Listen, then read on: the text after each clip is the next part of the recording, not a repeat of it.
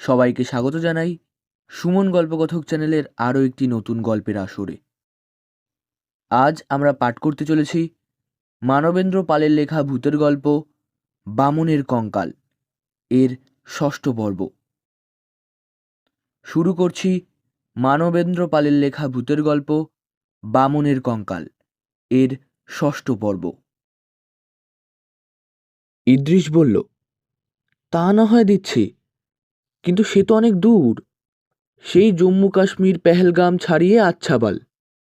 আপনাকে অবশ্য প্রথমে জম্মুতেই নামতে হবে, তারপর। আমি বললাম, যত দূরই হোক, দৌলত খাঁর ইতিহাসটা আমায় জানতেই হবে। ইদ্রিস ঠিকানা লিখে দিল। ঠিকানাটা নিয়ে আমি চলে আসছিলাম। ইদ্রিস পিছু ডাকল, আরে ও মশাই, শুধু ঠিকানা পেলেই হবে? যারা কবর খুঁড়ে পুরনো কঙ্কাল বের করে তারা যে কি সাংঘাতিক হয় তা ভাবতে পারবেন না। পুলিশের স্পাই মনে করে ওরা হয়তো জ্যান্ত পুঁতে ফেলে আপনাকেই কঙ্কাল বানিয়ে দেবে। আমি হতাশ হয়ে বললাম, তাহলে উপায়? দাঁড়ান, একটা চিঠি লিখে দিচ্ছি। এই বলে আমার সামনে বসেই উর্দুতে একটা চিঠি লিখে দিল। তারপর খামের ওপর একটা লাল ছাপ মেরে দিল। এবার নিশ্চিন্ত মনে যান, দেখবেন চিঠিটা যেন না হারায়। তবু যদি বিপদে পড়েন তাহলে বলবেন ইদ্রিসের মাথায় এক গাদা উকুন হয়েছে, মনে থাকবে? হেসে বললাম, হ্যাঁ ধন্যবাদ। বুঝলাম কথাটা সাংকেতিক। ইদ্রিস ফের ডেকে বলল, আর শুনুন, এইভাবে ধুতি পাঞ্জাবি পরা বাবু সেজে গেলে সন্দেহ এড়াতে পারবেন না। ফকির সেজে যাবেন, বলবেন দেশ ভ্রমণ করেন, নানা জায়গার কবরের ওপর কেতাব লিখছেন। আমি বললাম, তাই করব, কিন্তু ফকির কেতাব লিখবে কেন? ফকির হলে বুঝি লেখাপড়া জানতে নেই? তা বটে, ধন্যবাদ জানিয়ে চলে এলাম।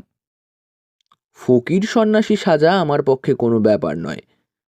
জীবনের বেশিরভাগ সময়ই তো আমি সাধু সন্ন্যাসী সেজে ঘুরে বেরিয়েছি। এবার না হয় ফকির সাজলাম। বড় বড় চুল তো ছিলই, অল্প দাড়ি একটু ছেটে কেটে ঠিক করে নিলাম। কালো একটা আলখাল্লা পরলাম, কালো একটা বড় ঝুলি, চোখে সুরমা, গলায় কাঁচ পাথরের মালা। ব্যাস, একেবারে নির্ভেজাল ফকির বনে গেলাম। তারপর একদিন শিয়ালদা থেকে জম্মু তাওয়াই এক্সপ্রেসে চড়ে বসলাম। মনে তখন বেশ আনন্দ। কতদিন পর দেশ ভ্রমণে চলেছি, তাছাড়া ওই হতভাগা কঙ্কালটার হাত থেকেও কিছুদিন রেহাই পাব। পাক্কা দুরাত্রির কাটিয়ে তারপর জম্মু।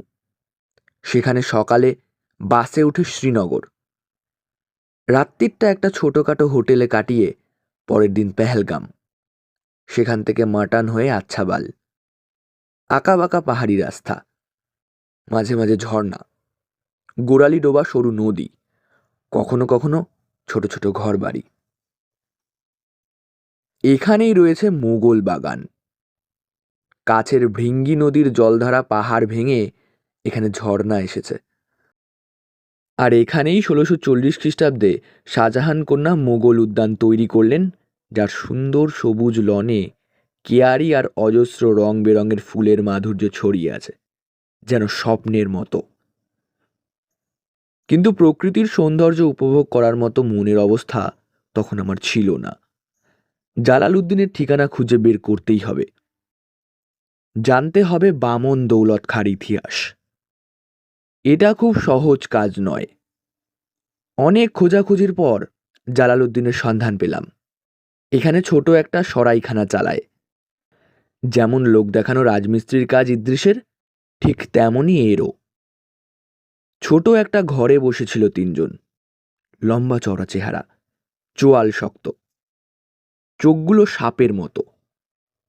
এরা যে শুধু পুরনো কবর খুঁড়ে কঙ্কাল চুরি করে তা নয়, বোধহয় আরও কিছু ভয়ানক কাজটাজ করে।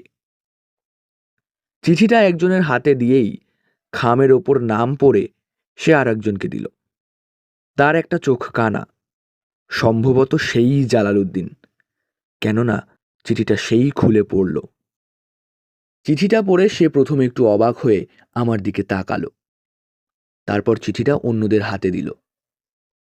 চিঠিটা তিনজনেই পড়ল। এবার আমাদের কথাবার্তা শুরু। ওরা উর্দু হিন্দি মিশিয়ে কথা বলছিল, ভাঙা ভাঙা বাংলাও জানে। ওদের প্রশ্ন করার ভঙ্গি থেকে বুঝলাম আমি যে কেতাব লেখার জন্যে দৌলত খাঁর ইতিহাস জানতে চাইছি তা ওরা বিশ্বাস করছে না। শুধু অবিশ্বাস করাই নয়, আমি যে একটা প্রতারক এমন সন্দেহও করছিল।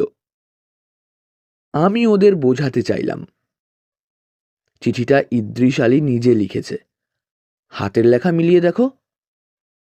সে কথার উত্তরে একজন বলতে চাইল, চিঠিটা তো জালও হতে পারে।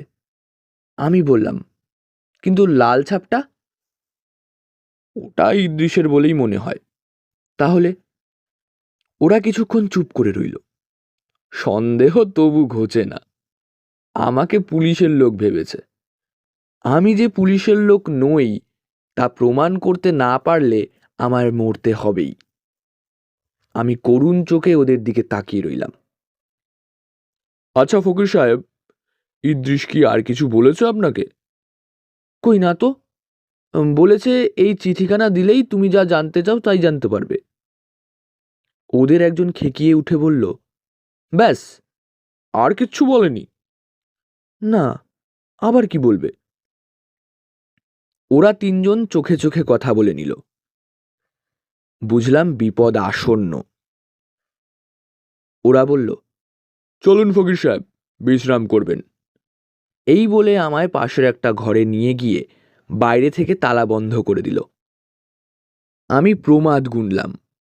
বুঝলাম আমার আর মুক্তি নেই। আমায় ওরা বিশ্বাস করছে না। দুদিন কেটে গেল বন্দি অবস্থায়। আমার কেবলই মাথায় ঘুরছিল, ইদ্রিস কি আর কিছু বলেছিল? না, আর কি বলবে? ও হ্যাঁ, বলেছিল ফকিরের বেশ ধরতে হবে। তা তো আমি ধরেছি, কিন্তু আর তো কিছু বলেনি। সেদিন দুপুরবেলায় ওদের একজন ঘরে ঢুকে উর্দু হিন্দি মিশিয়ে যে কথাটা বলল, বাংলা করলে তা দাঁড়ায় এই রকম। কি ফকির সাহেব, কি মতলবে এসেছো খোলাখুলি বলো তো।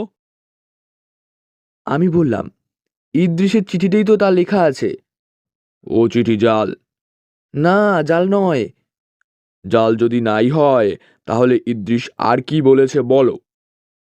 না, ও আর কিছু বলেনি। লোকটা হা হা করে হেসে উঠল, বলল, তাহলে তুমি ধাপ্পাবাজ, আর ধাপ্পাবাজের শাস্তি কি ওই জানলা দিয়ে তাকিয়ে দেখো। দেখলাম দুজন লোক একটা জায়গায় কোদাল দিয়ে মাটি কোপাচ্ছে। হায় ভগবান, ওরা আমারই কবর খুঁড়ছে।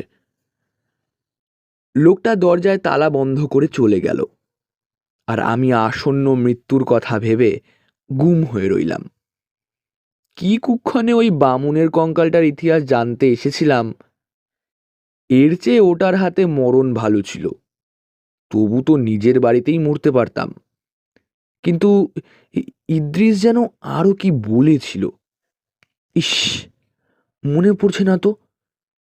হ্যাঁ, বলেছিল চিঠি পড়েও যদি ওরা বিশ্বাস না করে তাহলে বলো, আরে কি যেন বলতে বলেছিল। ইদ্রিসের কি একটা রোগ আছে, উদরি ভিমরি, আরে মাথার গন্ডগোল। না না না, রোগ টোগ নয়। আহ, তাহলে তাহলে যে কি তা কিছুতেই মনে পড়ল না। একটা সাংঘাতিক কথা। সামান্য একটা কথা ঠিক সময়ে কিছুতেই মনে না পড়লে তার যে কি অপরিসীম যন্ত্রণা। এমন সময়ে দরজা খুলে তিনজনই ঢুকল, হাতে ছোড়া। ফকির সাহেব। হ্যাঁ, মনে পড়েছে, ইদ্রিস আর কিছু একটা বলেছিল, কিন্তু আমি না মনে করতে পারছি না। আমায় একটু সময় দাও। না, তুমি মিথ্যেবাদী। এই বলে একজন আমার মাথার চুলের মুঠি ধরতেই আমার স্মৃতির দরজা হাট করে খুলে গেল। আমি চিৎকার করে বলে উঠলাম, হ্যাঁ, মনে পড়েছে, মনে পড়েছে। ইদ্রিস বলেছিল ওর মাথায় এক গাদা উকুন হয়েছে। ব্যাস, যেই এ কথা বলা অমনি যেন জোকের মুখে নুন পড়ল। ওরা ছোড়া ফেলে দিয়ে আমার পায়ে আছড়ে পড়ল। বলল, ফকির সাহেব, ক্ষমা করো, আমাদের ভুল হয়েছিল। তারপর আমার দারুণ খাতির, খানাপিনা, আদর আপ্যায়ন সেসব মিটে গেলে জালালউদ্দিন দৌলত খাঁর সুদীর্ঘ ইতিহাস আমায় যা শোনালো তা সংক্ষেপে এই রকম। অনেক দিন আগে একবার নেপালের রাজা হিমালয়ের সংলগ্ন গাড়োয়াল রাজ্য আক্রমণ করেন। গাড়োয়াল রাজ যুদ্ধে পরাস্ত হয়ে নিজের রাজ্য ছেড়ে পালিয়ে যান। নেপালিরা রাজপ্রসাদ, দুর্গ দখল করে যথেষ্ট অত্যাচার চালায়।